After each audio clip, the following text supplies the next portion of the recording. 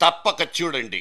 Kejriwal productions దమ్ము sequel మీద sequel గా రిలీజ్ అయిపోతున్న సంచలనాత్మక అవినీతి వ్యతిరేక సినిమాలన్నీ దేశ రాజకీయాన్ని ప్రభావితం చేస్తాయో లేదో తెలియదు గాని కేజ్రీవాల్ ఎంచుకున్న రూటే సపరేట్ అంటూ పొగడ్తల జల్లు మాత్రం విపరీతంగా కురుస్తోంది. చీల్చి చెండాడాలన్న కసి కోపం ఒక్కటే సరిపోదు, యాక్షన్ పార్ట్ కూడా బ్రహ్మాండంగా ఉండాలి.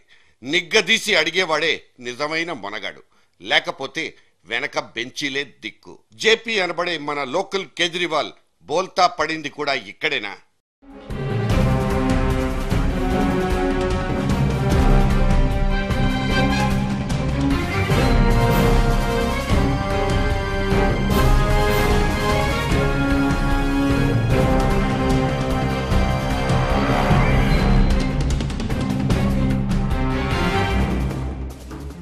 ఎస్, సత్తా లేకపోతే పత్తా ఉండదు. అవినీతి రహిత సమాజాన్ని స్థాపించడమే ప్రధాన లక్ష్యంగా ఏర్పాటు చేసిన లోక్ సత్తా ఒక రాజకీయ పార్టీగా ఆవిర్భవించి 5 ఏళ్లు గడిచిపోయాయి.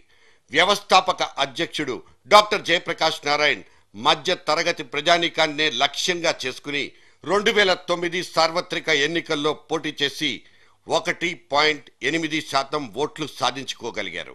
అయితే ఆ పార్టీకి దక్కింది కేవలం ఒక్కటంటే 1 సీటు మాత్రమే. ఆ తర్వాత పార్టీ తనదైన శైలిలో అడపాదడపా కొన్ని కార్యక్రమాలు చేపడుతున్నా వాటి ప్రభావం ఏ మేరకు ఉందన్నది వాళ్ళకే తెలియాలి.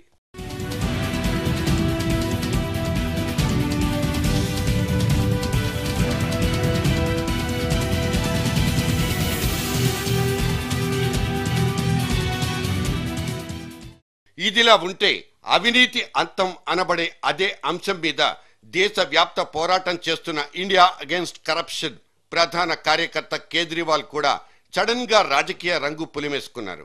ఇందుకోసం ఆయన తన సైద్ధాంతిక గురువు అన్నా హజారేతో విభేదించడానికి కూడా సిద్ధపడిపోయారు. కేజ్రీవాల్ అరంగేట్రం జరిగిన మరుక్షణం నుంచి సంచలనాత్మకమైన వార్తల పరంపర షురూ అయింది. సోనియా గాంధీ అల్లుడు రాబర్ట్ వాద్రా, బీజేపీ జాతీయ అధ్యక్షుడు గడ్కరీలతో పాటు అంబానీ వంటి హేమీల్ని సైతం తన ఆరోపణలతో చిక్కుల్లోకి నెట్టేశారు కేజ్రీవాల్.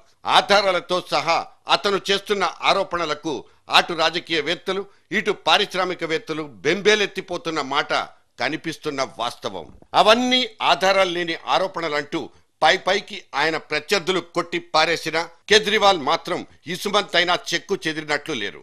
పైగా తన నెక్స్ట్ బుల్లెట్ సాక్షాత్తు ఈ దేశంలోని న్యాయ వ్యవస్థలో నెలకొన్న అవినీతి మీదకేనంటూ మరో బాంబు కూడా పేల్చి పారేశారు. जुडिशरी को लेके बहुत सारे प्रश्न हैं। ऐसा क्यों होता है कि मुलायम सिंह यादव जी का केस 3 साल से लिस्टिंग ही नहीं होती? ऐसा क्यों होता है कि ब्लैक मनी का केस 1 साल से उसकी सुप्रीम कोर्ट में लिस्टिंग ही नहीं होती, लिस्ट पे ही नहीं आता, वो हियरिंग ही नहीं लगती?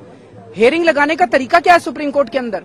ऐसा क्यों होता है कि उड़ीसा के अंदर माइनिंग का सबसे जबरदस्त स्कैम हुआ, हियरिंग पूरी हो चुकी है और 2 साल से ऑर्डर रिजर्व पड़ा हुआ है?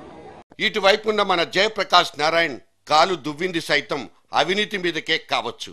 సరికొత్త రాజకీయం, స్వచ్ఛమైన రాజకీయం జేపీ పోరాడదలుచుకుంది కూడా ఈ లక్ష్యం కోసమే కావచ్చు. కానీ వ్యక్తుల పేర్లు ప్రస్తావించకుండా కొన్ని వ్యవస్థలో వేళ్లూనుకున్న అవినీతిని రూపుమాపాలంటూ ఆయన ఉపన్యాసాలతో మాత్రమే ముందుకెళ్లడం కనిపిస్తుంది. నిర్దిష్టమైన వివరాల్లోకి వెళ్లకుండా జేపీ చేస్తున్న సాధారణ ప్రకటనలు ప్రజల్లో ఆశించినంత స్పందన తీసుకురాలేకపోయాయి. అన్ని వ్యవస్థలు కుళ్ళిపోయాయని, ప్రధాన రాజకీయ పార్టీలు ఆంబోతుల్లా పోట్లాడుకుంటున్నాయని మాట్లాడడం తప్పించి నిర్దిష్టమైన ఆరోపణలు ఎదుర్కొంటున్న జగన్, చంద్రబాబు, రామోజీరావు వంటి వ్యక్తుల మీద ఆయన ఎటువంటి వ్యాఖ్యానాలు చేయలేదు. అవినీతి బాగోతాలు వాటికవి బయటపడి రగడ జరుగుతున్న సందర్భాల్లో కూడా జేపీ తనదైన వ్యూహాత్మక మౌనాన్ని ఆశ్రయించడం ఆయన మీద లేనిపోని అనుమానాలనే రేపింది. ఆయన పార్టీ సైతం పెద్దగా జనంలోకి దూసుకు వెళ్లలేకపోయింది. జయంతులు, వర్ధంతులంటూ చిన్న సైజు సభలు లాంటివి నిర్వహించి శ్రద్ధాంజలి ఘటించడం లాంటి కార్యక్రమాలకే ఆ పార్టీ పరిమితం కావడం కూడా గమనించాల్సిన విషయం.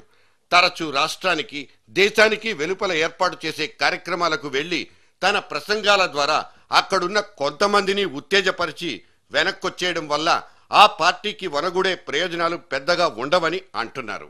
ఇది ఆయన్ని అభిమానించే వాళ్ళు కూడా చెప్తున్న మాట. ఇవన్నీ జేపీ ఆత్మ విమర్శ చేసుకోవాల్సిన విషయాలే.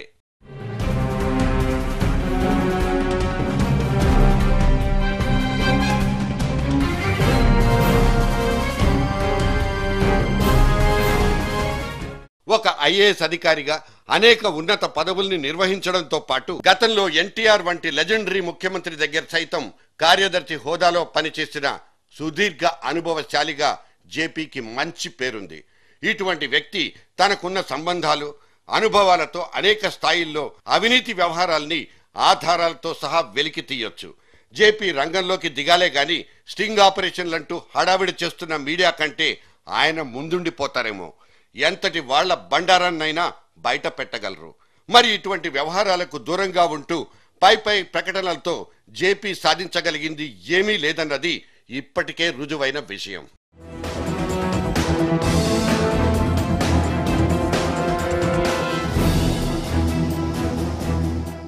ఇవాళ జేపీ నిస్తేజుడు, నిస్సహాయుడు అంటూ ఆయన్ను నీరుగార్చడం మా ఉద్దేశం కాదు. ఏదో ఒక శక్తినో లేక వ్యక్తినో సూటిగా ఎదుర్కోవడం అన్న ఓ కరుడుగట్టిన కార్యాచరణ లేకుండా ముందుకెళ్తున్న జేపీ తన పార్టీని చీకట్లోకి తోలుకెళ్తున్నాడన్న అపవాదునే ఇక్కడ గుర్తు చేస్తున్నాం. రియలిస్టిక్ గానో రెచ్చగొట్టడం వల్లనో ఒకవైపు వెళ్లిపోతున్న జన సమూహాన్ని వాళ్ల మనోభావాల్ని టార్గెట్ చేయడం కంటే అసలు ఈ కుళ్లుకు కారకులైన 1-2 పవర్ సెంటర్స్ మీదికి దృష్టి పెట్టాలన్న ఆలోచన జేపీ దగ్గర ఎందుకు లేకపోయింది? అనుకున్న ప్రయోజనాలు తీరిపోగానే విలీనమై చరిత్రలో కలిసిపోతున్న పార్టీల జాబితాలోనే లోక్సత్తాను కూడా కలిపేయాలన్నది జేపీ మనోభిష్టం కాదు, కాకూడదనేది మనబోటి వాళ్ల అభిలాష కూడా. తన నుంచి విడిపోయి తెలంగాణ లోక్సత్తా అంటూ కొత్త కుంపటి పెట్టుకున్న ఓ గుంపు ఇవాళ అవినీతి ఆరోపణల్లో కూరుకుపోయిన ఒక పొలిటికల్ పార్టీకి బేషరతుగా మద్దతిస్తోంది. ఇలా కాలక్రమేణా పోరాటం కోసమే పుట్టిన లోక్సత్తా అనే ఓ పవిత్రమైన మాట నవ్వుల పాలైపోవడం అభ్యుదయవాదుల్ని కుంగదీస్తోంది. ఓ కారణం కోసం పుట్టిన పార్టీ అకారణంగా చచ్చిపోకూడదన్నదే జనం ఆకాంక్ష కూడా.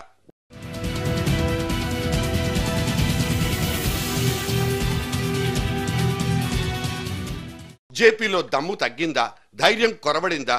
ఒకవేళ నిలబడి నీళ్లు తాగితేనే బెటర్ అన్న జేపీ ప్రణాళిక సైతం సహేతుకమే కావచ్చు. ఎందుకంటే పరిగెత్తి పాలు తాగిన వాళ్ళు ఎంతమంది, వాళ్ళు సాధించి పెట్టింది ఏంటన్న క్యాలిక్యులేషన్ కూడా జేపీకి తెలియంది కాదు. మన పొరుగునే ఉన్న కన్నడ రాష్ట్రంలో ఏకంగా 3 ముఖ్యమంత్రుల్ని కార్నర్లోకి తోసేసినప్పుడు అక్కడి లోకాయుక్త మెళ్ళలో వీరతాళ్లు పడిపోయాయి. పొలిటికల్ గా ఒక ప్రపంచమే క్రియేట్ అయింది.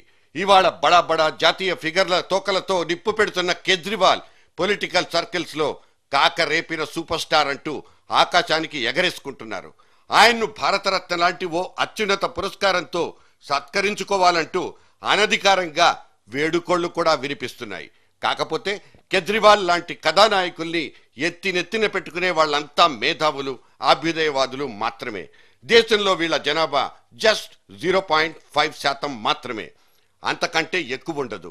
కానీ కేజ్రీవాల్ లాంటి బుసకొట్టే పాముల్ని ఒడిసి పట్టి బుట్టలో మూసేయడం అనే గొప్ప పరిణితి ఇవాల్టి రాజకీయ వాణిజ్య వర్గాల దగ్గర భద్రంగా ఉంది. అరవింద్ కేజ్రీవాల్ ఓ పబ్లిసిటీ స్టంట్ మాస్టర్, అప్పుడప్పుడు మాత్రమే కనిపించే ఐటమ్ బాంబ్ అంటూ డైరెక్ట్ గా రాఖీ సావంత్ కి ఆయనకి పోలిక పెట్టిందో కాంగ్రెస్ పర్సనాలిటీ. हालांकि राखी सावंत जी का मैं बड़ा पुराना फैन रहा हूं और उसमें वो ये जो ट्वीट जो है कि Arvind Kejriwal and Rakhi Sawant are quite similar, they try and expose but with no substance. जैसे अब अरविंद केजरीवाल जी ने दुनिया भर के आरोप लगा दिए, लेकिन सब घिसे पिटे आरोप लगाए जिनका कोई नयापन नहीं था. ఇదిగో వీళ్ళే మన దేశంలో నల్ల కుబేర్లంటూ దాదాపు 50 మీడియా మైకులను ఉద్దేశించి ప్రసంగించిన అరవింద్ కేజ్రీవాల్ ఎవరెవరి గుండెల్లో బాంబులు పేల్చాడో తెలీదు. కాకపోతే హెచ్ఎస్బీసీ జెనీవాలో ఫలానా వాళ్లు దాచుకున్న నల్ల డబ్బు 20 కోట్లంటూ ఓ పేరు బయట పెడితే సదరు ఫలానా పెద్ద మనిషి ఇవాళ బయటికి ముఖం చూపించలేక సిగ్గుతో చచ్చిపోతూ అజ్ఞాతంలోనే ఉండిపోతున్నట్లు తెలిసింది. ఆఫ్టర్ ఆల్ 20 కోట్లేనా అంటూ కనిపించిన వాళ్ళందరూ ఎద్దేవా చేస్తారన్నది ఆయన గారి ఆందోళన. 2 నుంచి 3 లక్షల కోట్ల దాకా వెనకేసుకున్న Reliance big brothers Swiss bank లో చెరో 100 కోట్లు మాత్రమే దాచిపెట్టుకున్నారన్న వార్త ఒక విడ్డూరంగా చూస్తూ నోళ్లు నొక్కేసుకుంటున్నారు జనం. ఇవాళ ఎక్స్ట్రా లార్జ్ కుంభకోణాల సీజన్ లో ఈ 100, 150 కోట్లంటే అంత ఈజీగా అంచనాలకు అందించావవు మరి.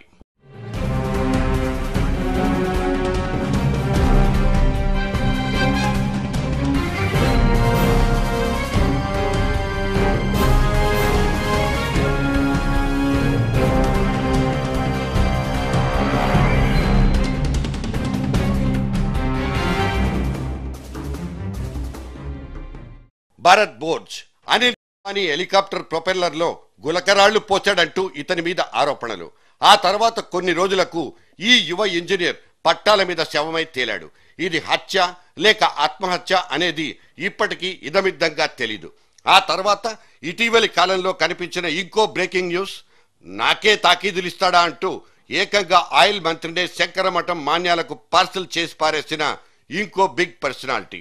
మాతో పెట్టుకుంటే మసైపోతావంటూ డైరెక్ట్ గా హెచ్చరించే ఇటువంటి కార్పొరేట్ మదగజాలతో పెట్టుకుంటున్న కేజ్రీవాల్ రాజకీయాల్లో రాణిస్తాడా లేక అంతకు ముందే వాలంటరీ రిటైర్మెంట్ ప్రకటిస్తారో తెలీదు. కానీ కేజ్రీవాల్ ఇవాల్టికైతే ఒక తిరుగులేని కథానాయకుడే. అతని వెంట నడవాల్సిన అవసరం భావ సారూప్య పార్టీలన్నింటి మీద ఖచ్చితంగా ఉండే తీరుతుంది.